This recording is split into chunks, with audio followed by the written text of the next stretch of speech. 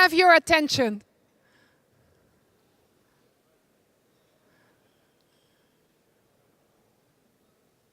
Can I please have silence in the room for our next session, the talk of the day.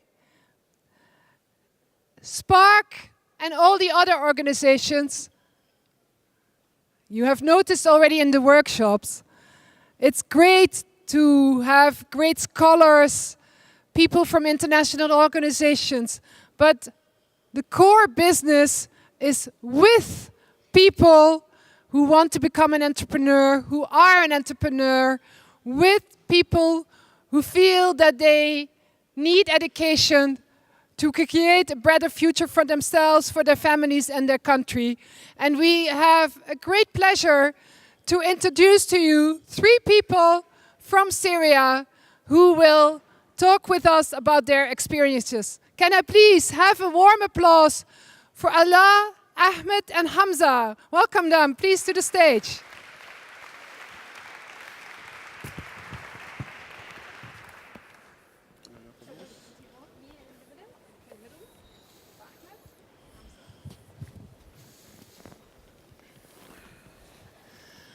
Allah.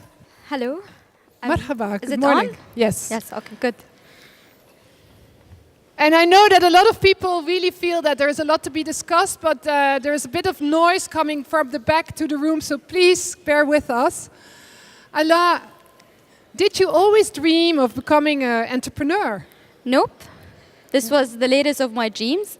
What was your dream when you were growing up in Syria? My dream was to open up my own laboratory in Syria, my own genetics lab, and that's why I studied medical laboratory sciences at the American University of Beirut.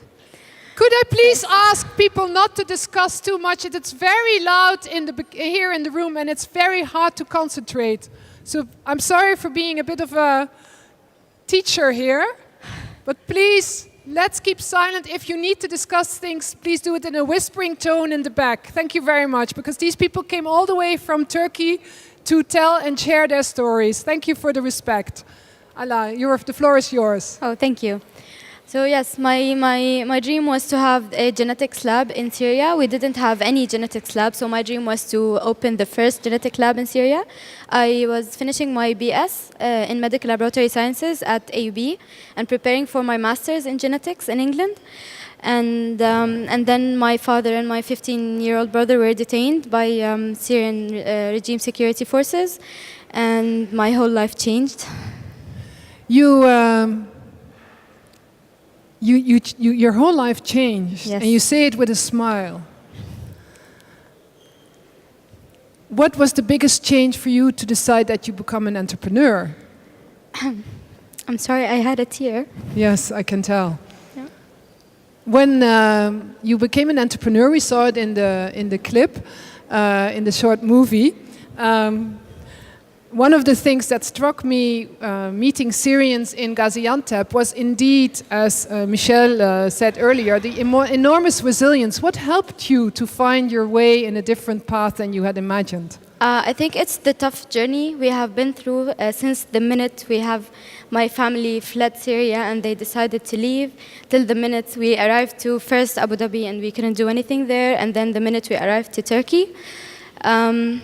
We needed something to help us stand up on our feet, and it wasn't possible for me, for example, to work with my degree. Even for my mom, she's a civil engineer.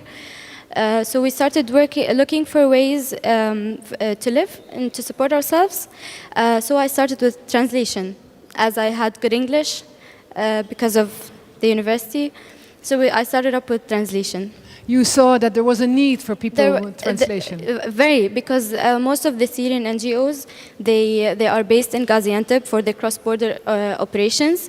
And most Syrians, they don't speak English, and our donors and partners are all international NGOs and international UN agencies, so the need for translation was very big. And I decided to go into that field. Because tell me your age. What is your age? 25. 25. And how long have you been an entrepreneur?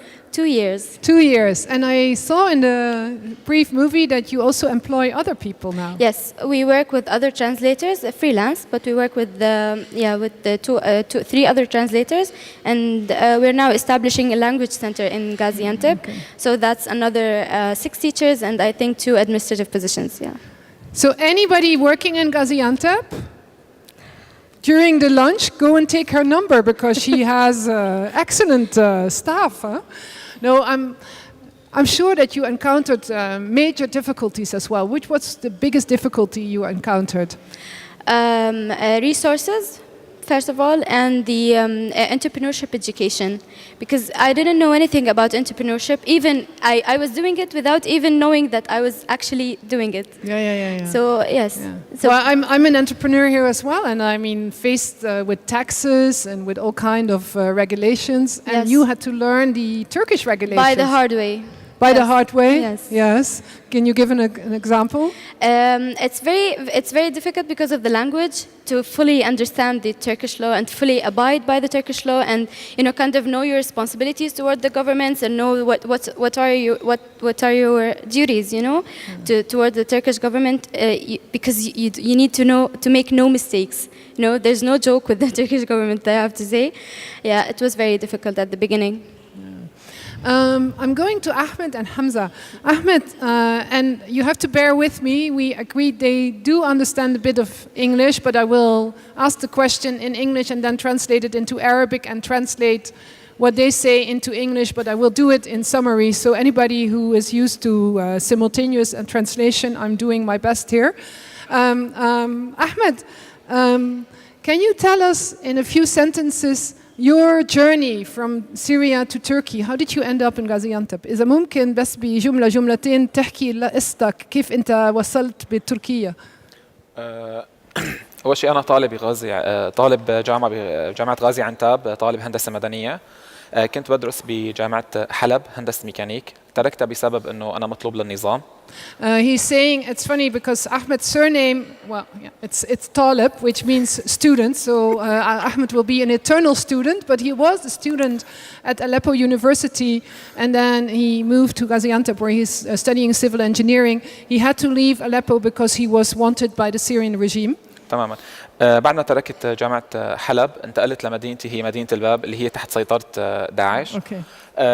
كمان صرت مطلوب لداعش بسبب اني انا بوثق كنت انتهاكات حقوق الانسان اللي كانت من قبل النظام وبعدها من قبل داعش، فصرت كمان مطلوب لداعش.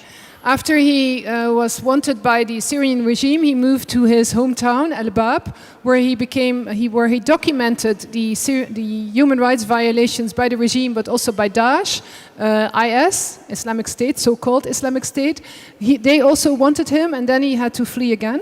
تماما. بعدها طلعت على غازي عنتاب بال 2014. ضليت سنتين عم بشتغل لطورت نفسي اكثر وقدرت اني احصل على اوراق رسميه لاني اقدر اوصل للجامعه، والحمد لله بعدين وصلت للجامعه وسجلت هندسه مدنيه عوضا عن هندسه الميكانيك. Okay.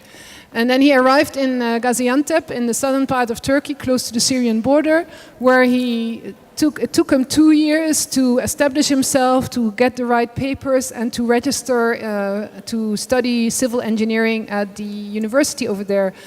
You're saying it in a very simple way, but it cannot have been that simple. أنت بتحكي بهيك إذا صار هيك ببساطة، لكن أكيد كان في صعوبات يعني لما أنت وصلت بتركيا. أول صعوبات اللي كانت عم تواجهني هي صعوبة إني أنا كيف رح أوصل للأراضي التركية، هي صعوبة الوصول. يعني أنا ما كان عندي بصراحة جواز سفر. هي أولاً. Well, first of all, it was very hard to arrive in Turkey because he didn't have a passport. Yes. ما كان في عندي أوراق رسمية حتى لأوراق الجامعة اللي موجودة في حلب. And secondly, he didn't have the official documentation that proves that he actually was a student at Aleppo University. وبصراحة بألف واسطة قدرت إني أنا أقدر أجيب ورائي بجامعة حلب لأني أنا والدي ووالدتي كمان مطلوبين للنظام. Okay. And honestly speaking, he says, it took me 1,000 wasta. Wasta is the word for vitamin C, contacts, to actually obtain the papers because also his parents were wanted by the Syrian regime. تماما، كانت هي الأوراق عبارة عن إني أنا فعلا كنت طالب بجامعة حلب. قدرت إني أجيب كشف العلامات وجيب الوثيقة تبع البكالوريا الثالث ثانوي. وبعدين قدرت اني اقدم على جامعه غازي عنتاب بثلاث محاولات لقدرت اني احصل على مقعد في الجامعه، وكان هذا بالنسبه لي يعني امر كثير صعب، وحتى اني انا ارجع لمقعد الجامعه.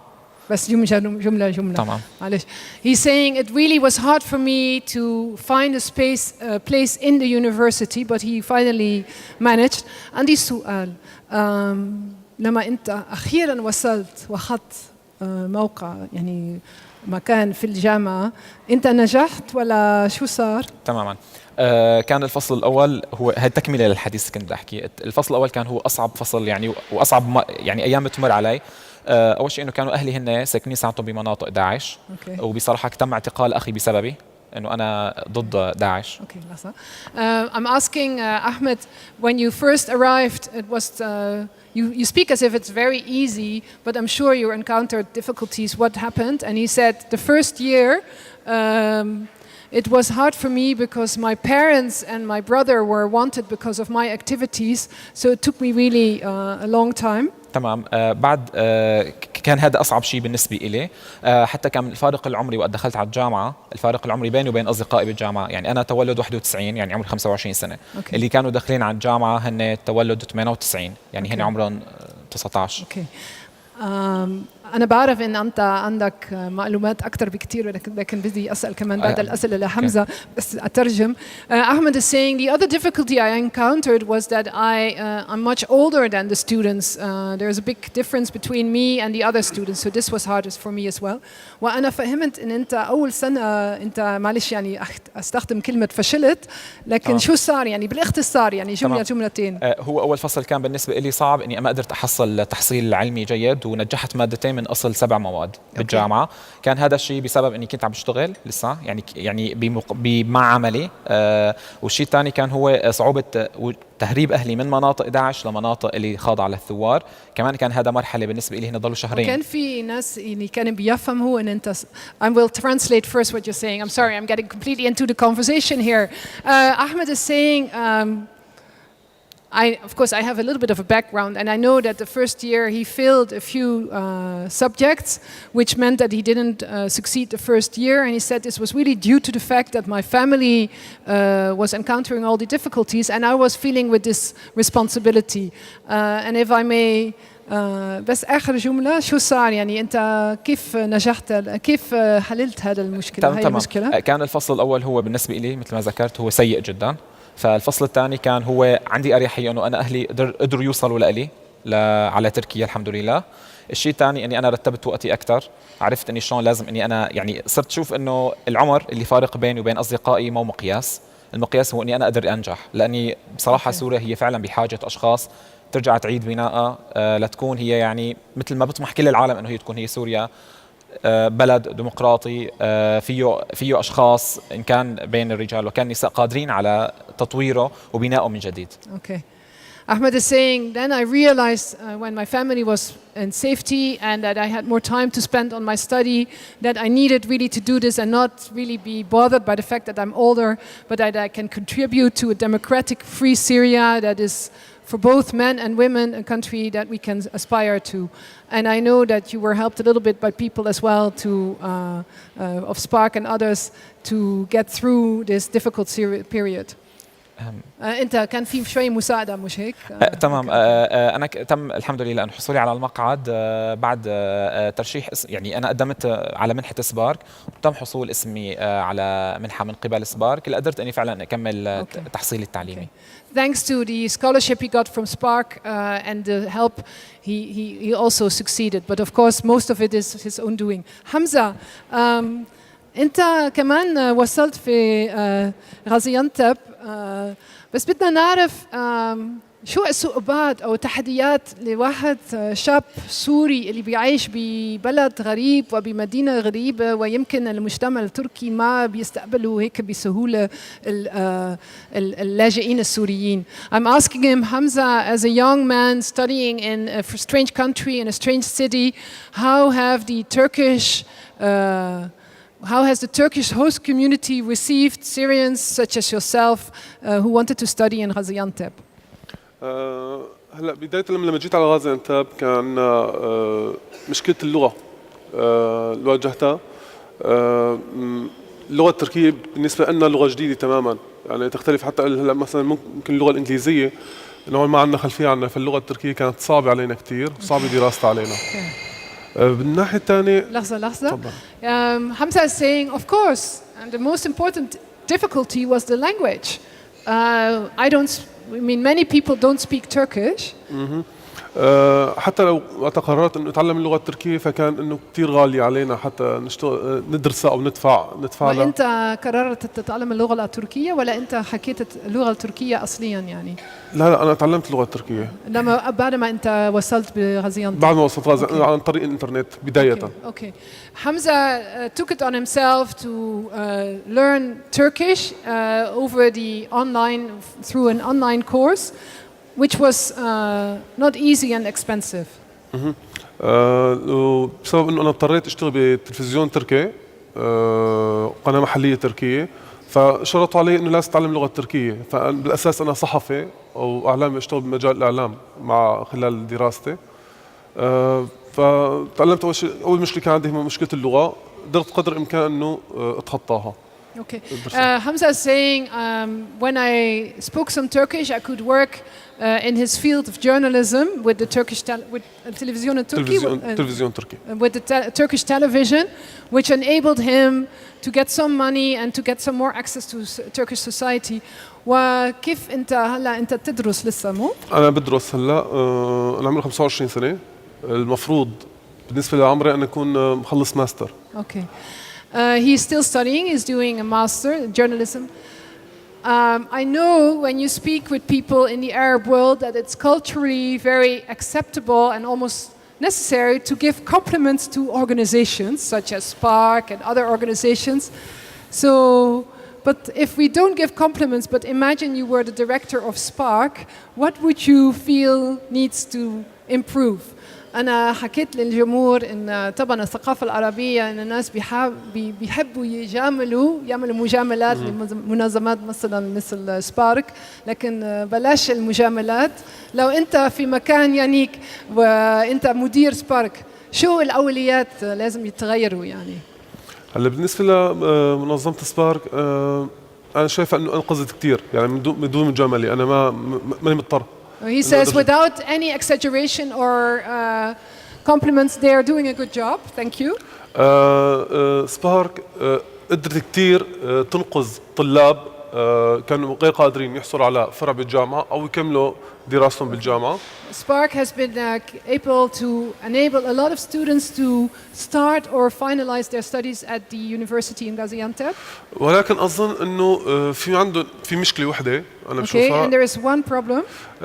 هي المنحة المالية المقدمة للطلاب. أنا برأيي قليلة، بس أظن بنفس الوقت انه هي خارج ارادتهم لانه هن جداد بهذا المجال بتركيا. انا ما فهمت يعني شو المشكله بالمنحه؟ مشكله المنحه ان الراتب اللي بيقدموه للطلاب غير قادر انه تخلي الطالب يستغني عن العمل للدراسه فقط. Okay.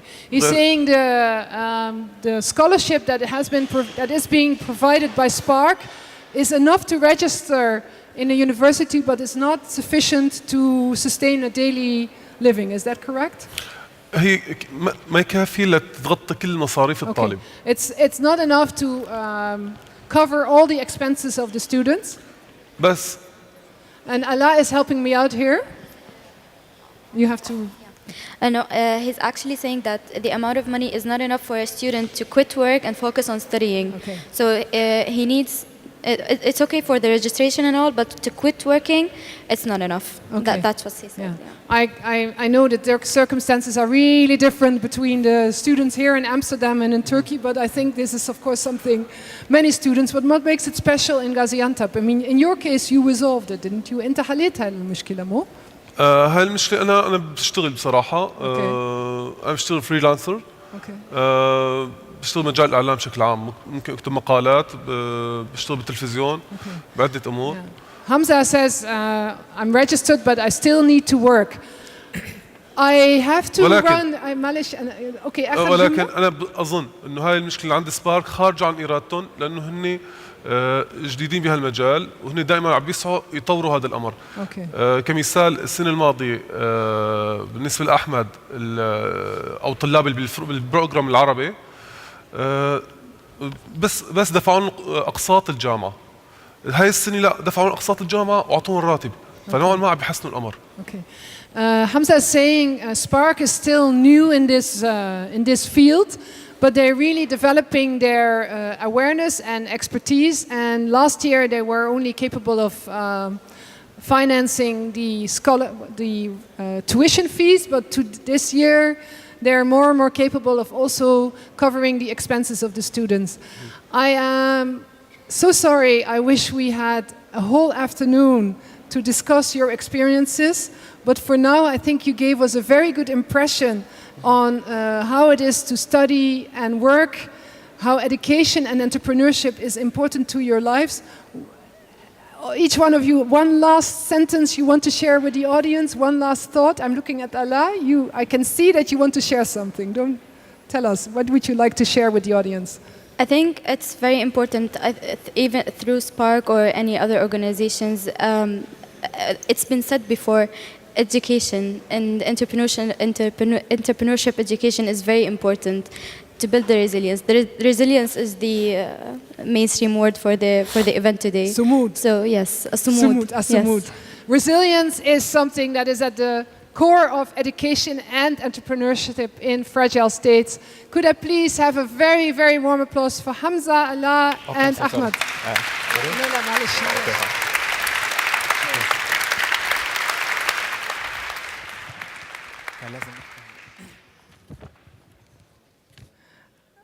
Yeah, trying to